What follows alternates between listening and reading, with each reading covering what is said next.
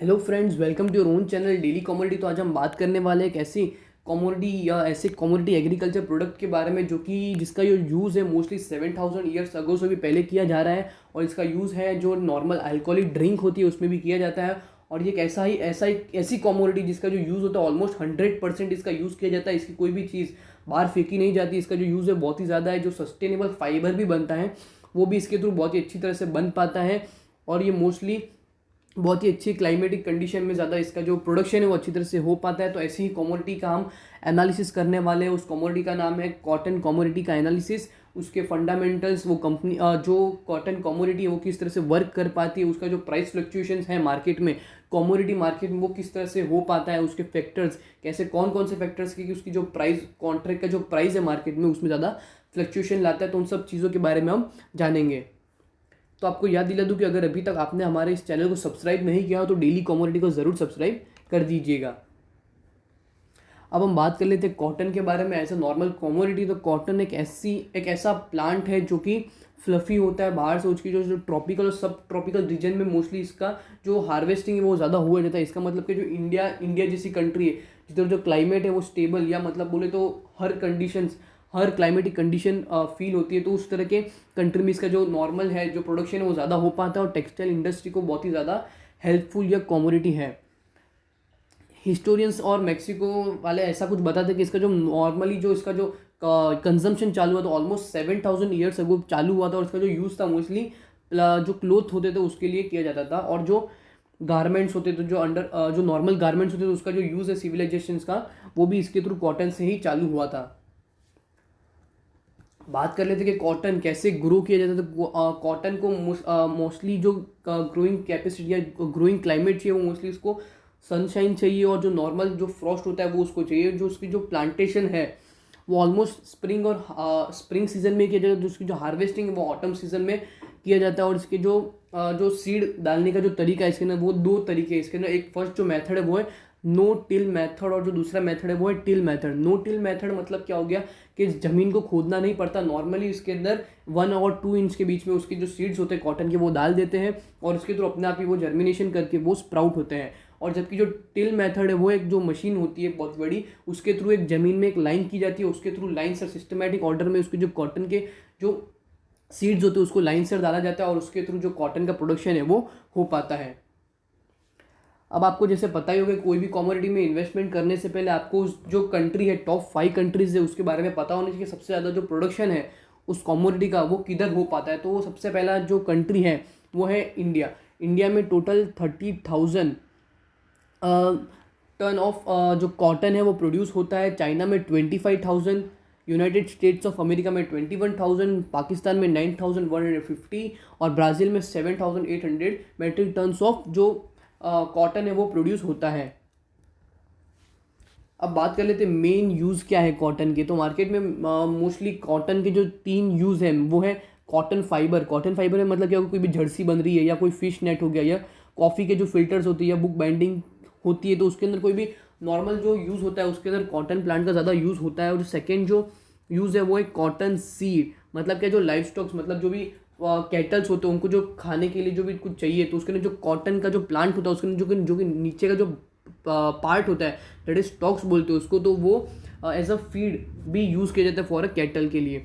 और जो लास्ट है वो है cotton seed oil. Cotton seed oil का जो मार्केट शेयर है वो मार्केट में बहुत ही ज़्यादा है। उसका जो सब्स्टिट्यूट है वो भी बहुत ही ज़्यादा कॉस्टली है। तो उसके थ्रू बहुत ही क्या बोलते हैं, सोप बनाने में, एमल्सिफायर बनाने में, कॉस्मेटिक फार्मास्यूटिकल इंडस्ट्री में, रबर बनाने में, प्लास्टिक बनाने में कॉटन का जो यूज़ है वो बहुत ही ज़्यादा है।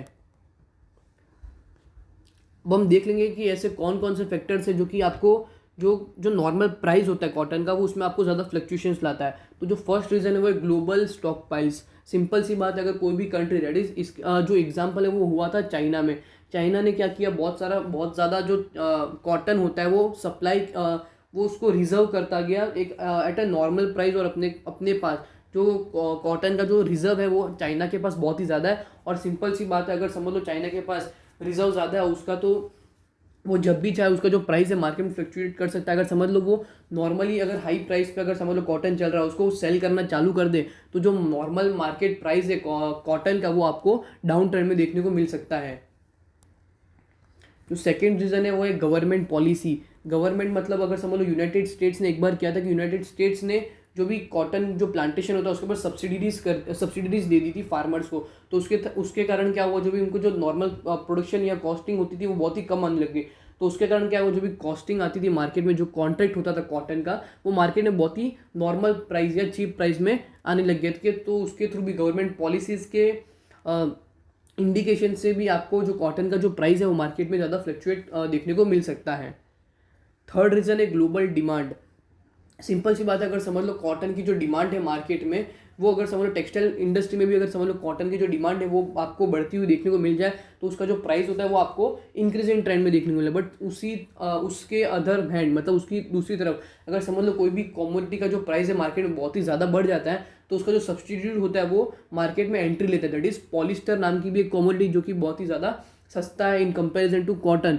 तो अगर समझ लो जब कॉटन का जो प्राइस है वो अप टू लेवल ज़्यादा चल जाता है, तो जो पॉलिस्टर है उसका भी यूज़ आपको ज़्यादा ट्रेंड में देखने को मिल सकता है।